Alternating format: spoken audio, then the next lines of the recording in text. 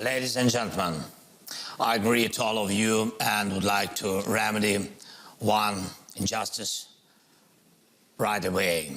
This panel discussion is called David on the Dnipro. I consider it as a rightful respect to Ukraine and to everything our people are doing. But this year, determination was shown on different banks, and not only of the Dnipro, Spree, and Seine, Thames, and Potomac, Vistula, and Tiber. David is now all of us. He is a whole free world. David is everyone who left that there is no alternative but to defeat Goliath, who came to destroy our life. Being David is fighting, and we are fighting. Being David is having a sling to win. We do not have yet the David's sling from Israel, but I believe it is just temporarily. Now I would like to thank for the powerful support and mighty weapons. I thank Olaf and Emmanuel who are present here on this panel, and I thank all our partners present here in Munich, the United States, Britain, all the countries of the EU, and all from the whole world. I'm grateful to everyone who gives the sling to Ukrainian David, thanks to which Russian Goliath has already started to lose his ground. Thank you very much. Thank you.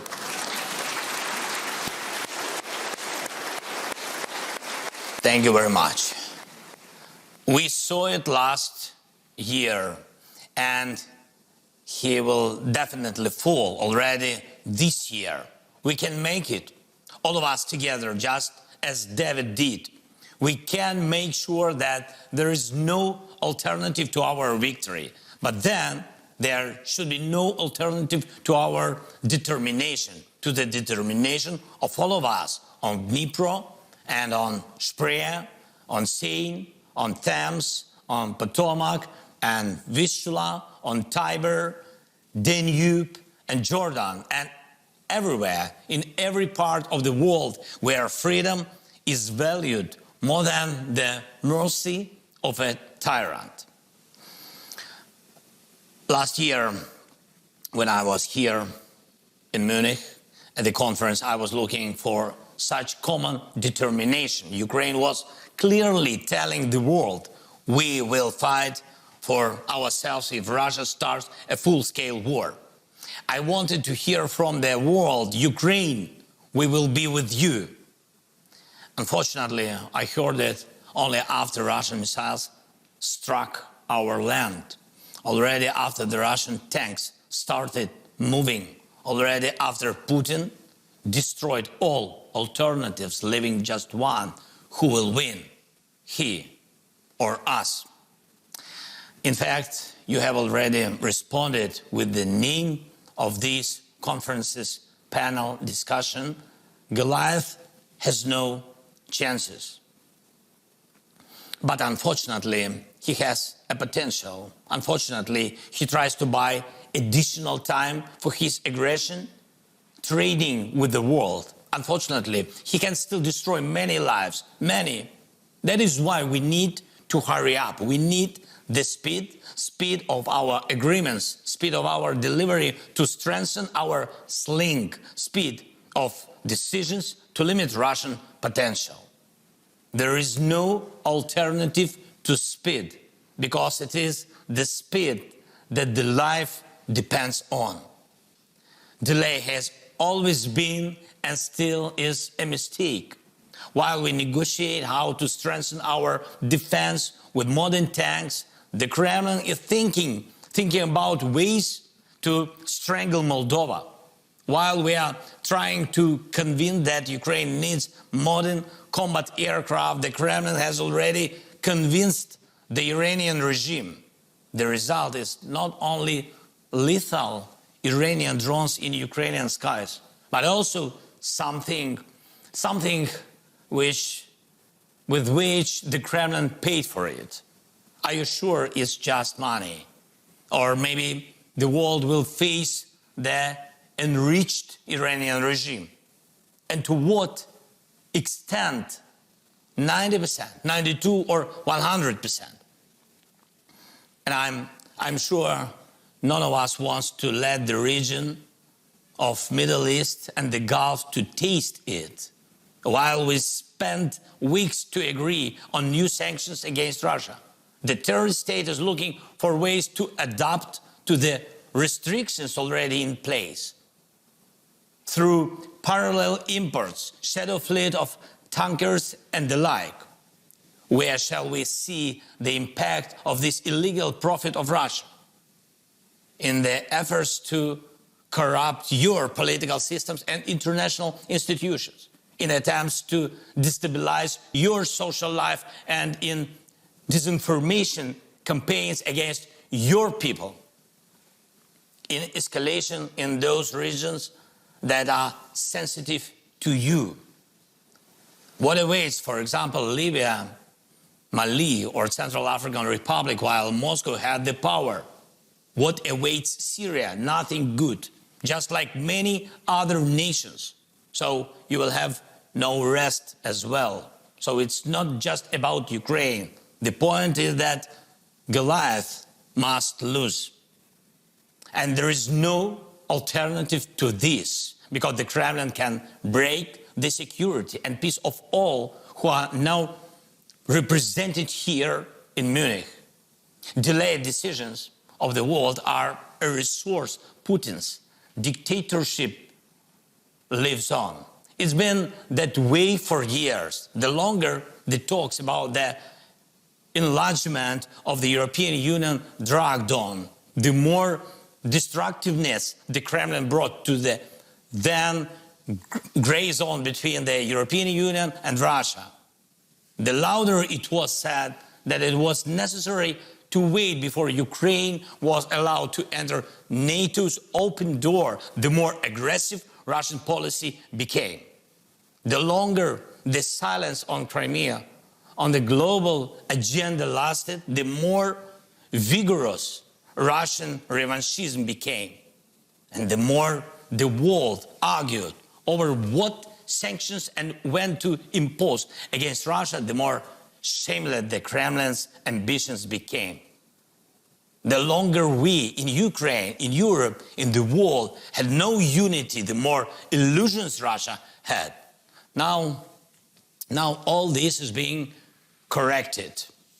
Just like last year, I now propose to act immediately. But unlike last year, now I have the most convincing argument, our achievements. Can we deter Russian strikes? Yes. Can we protect our cities from Russian missiles? Definitely. Can we liberate our land? There are 1,891 proofs of this. That is exactly how many cities, towns, villages we managed to liberate from the Russian occupation. Can we restore security in the Black Sea region and food security in the world? The Black Sea Grain Initiative and the humanitarian initiative Grain from Ukraine are convincing.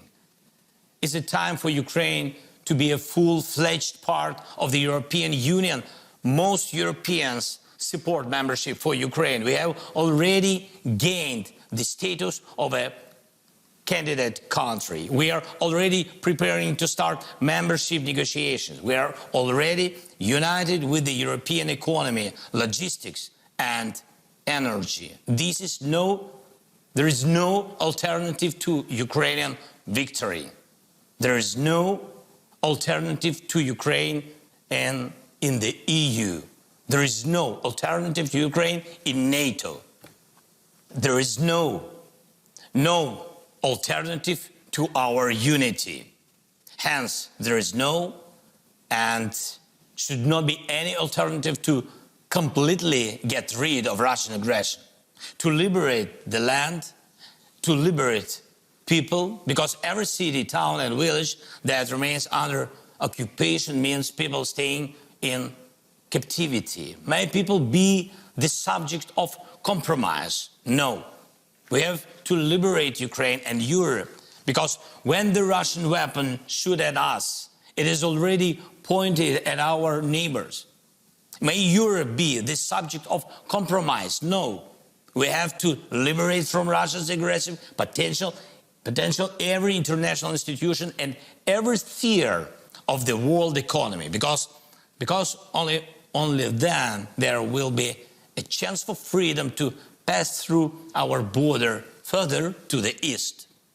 May freedom be the subject of compromise? No, and it's a rock solid no.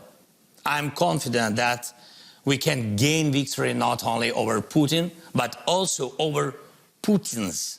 Not only over Putins in Russia, but all around the world. Wouldn't this be a proof of the power of the idea of freedom? It will definitely be. Ladies and gentlemen, determination is never abstract.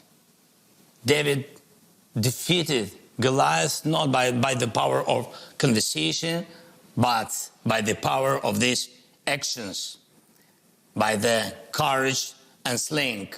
Courage is what we have.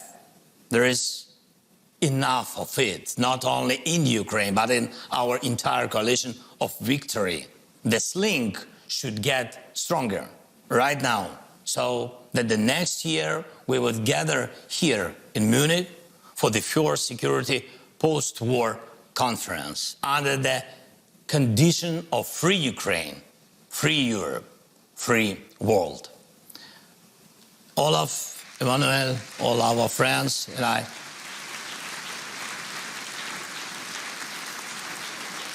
Olaf, Emmanuel, yeah, all our friends, I think you've got me right. I thank you very much for your attention. You, Davids of the free world, we united Davids shall prevail over Putins scattered all over the world. Glory to everyone who is now on the battlefield.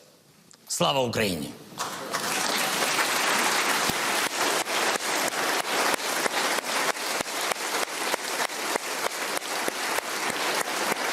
Thank you very much.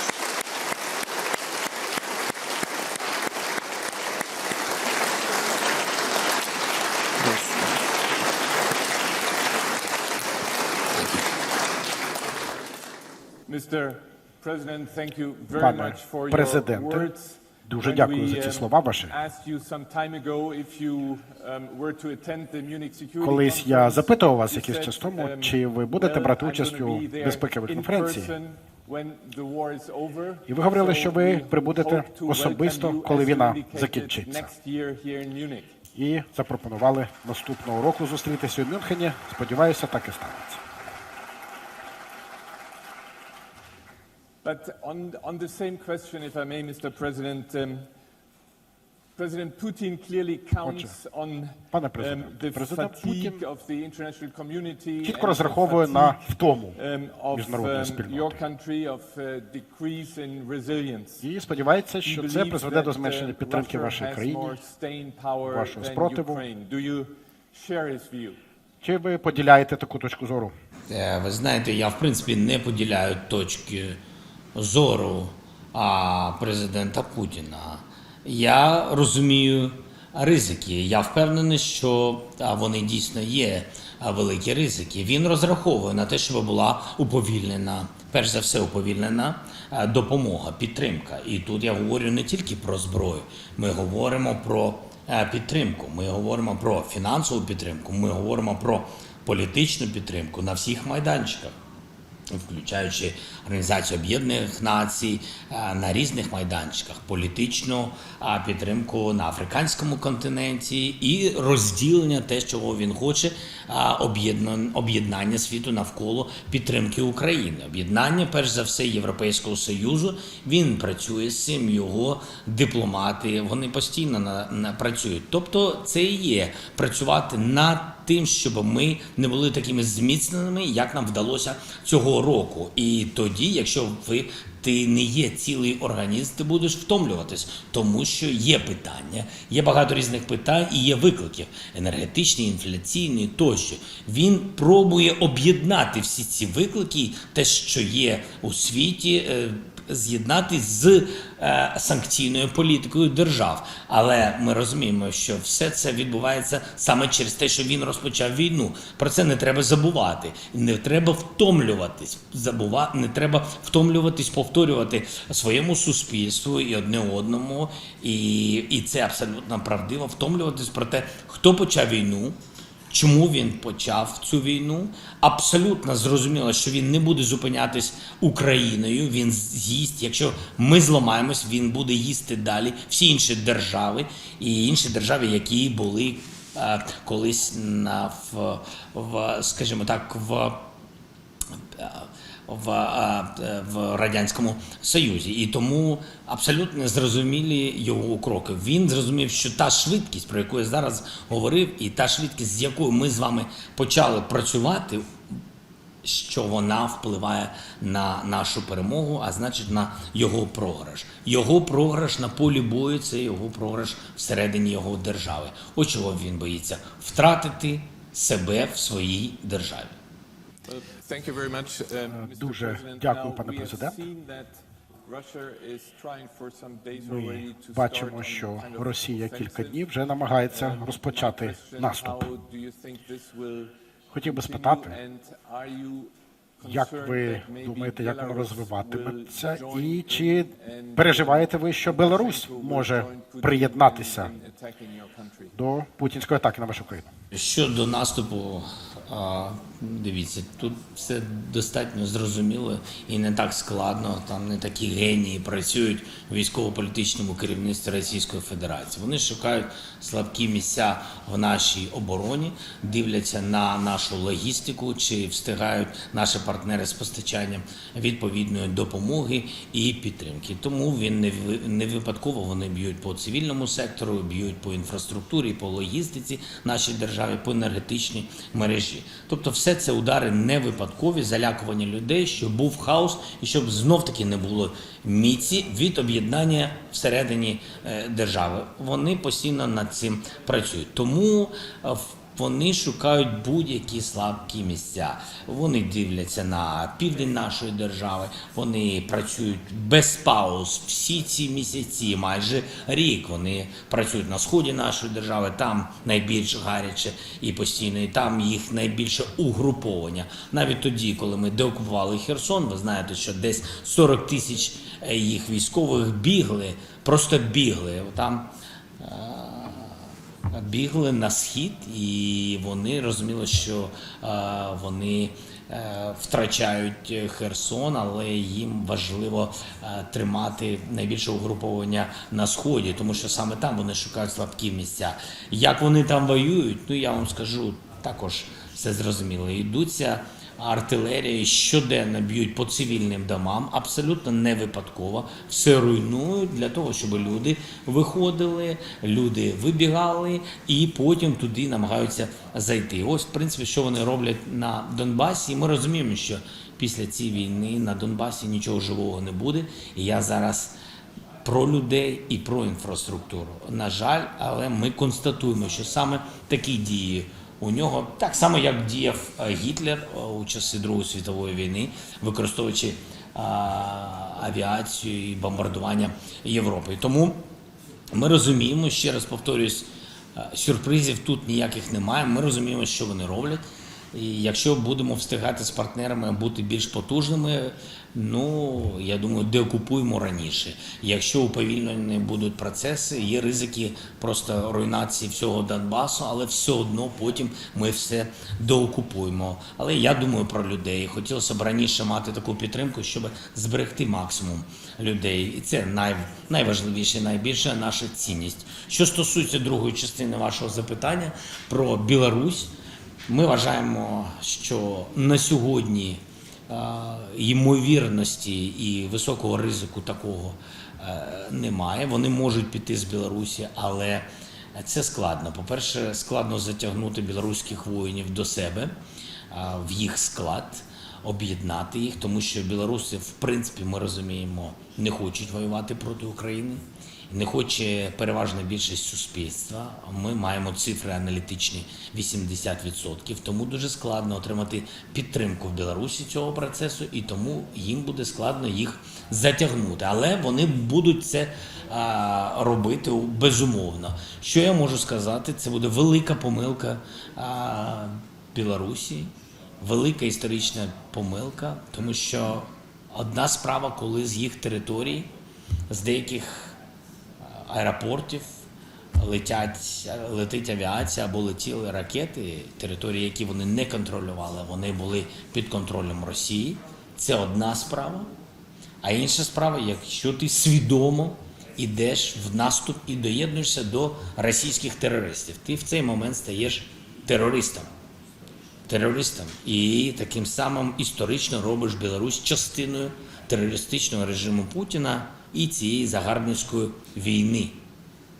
І одночасно ти станеш суб'єктом майбутнього програшу, суду, трибуналу, відшкодування за все те, що Росія вже наробила і, на жаль, продовжує робити. Тому це буде велика помилка. Ми вважаємо, що сил у них недостатньо. І всі, хто прийдуть на нашу землю, точно не повернуться. Ось це. І це не залякування, я говорю, як воно і є. Ми захищаємо себе. Ми ні на кого не наступаємо. Ми захищаємо себе. Дуже дякую. Дякую дуже, пане президент.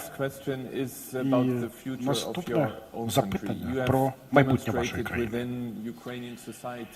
Ви і суспільство українське продемонстрували цю взаємну солідарність. Ви говорили про важливість єдності. Після війни, і якщо можна так зазначити, от з точки зору того, що існує глибинна корупція, кажуть, чи ви думаєте, що вам вдасться геть викорінити корупцію назавжди? Я думаю, наступне. Глибинної корупції в Україні немає. Багато чого вимила ця війна. Багато хто побіг з нашої держави, якщо чесно, якщо казати відверто. Багато хто залишився з окупантами за своєю волею. І такої інформації дуже багато, яка в нас є. Наше суспільство післявоєнне не пробачить будь-які корупційні кроки, і тому я впевнений, що ми це поборемо. Паралельно з цим є реформи, є антикорупційна система. У нас вона одна з найпотужніших в Європі. У нас багато інституцій, завершується вибір останнього посадовця антикорупційного органу, останнього органу, і ця система буде на 100% працювати, і завершення цього конкурсу в березні місяці. Тобто, незважаючи на війну, ми працюємо. А вже ж є ті чи інші моменти. На жаль, люди в світі, знаєте, це було в часи всіх воєн. Хтось воює, а хтось користується війною. Я впевнений, ми все це поборемо, тому що цього вже залишається не так багато. Дуже дякую, пане президенте. Думаю, що висловлю загальну думку, подякувавши вас за ваш виступ сьогодні. Бажаємо вам, вашому народу, усього найкращого. Ми зробимо все можливе на Мюнхенській безпековій конференції, аби забезпечити підтримку вашої справедливої боротьби. Дякую, що були із нами. Всього найкращого, пане президенте. Дякую. Thank you so much. Thank you, everybody. Good luck and peace. Thank you for support.